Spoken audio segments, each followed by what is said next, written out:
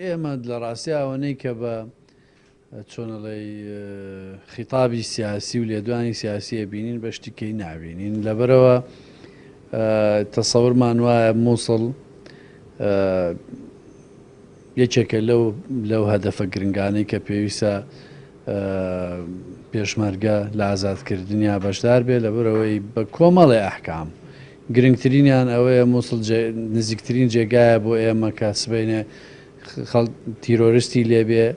هەرێم هەمیشە لە ئەمان نابێ ئەمە گرنگترین بابەتە دوایەوەش پێشمەرگەی کوردستان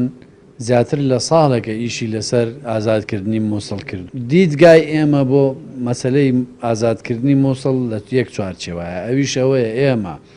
وەکو هێزی پێشمەرگەی کوردستان هێزی کارای هاوپەیمانەتی نێودەوڵەتین دژ بە تیرۆریستانی داعش و ئەم هێزە کارایە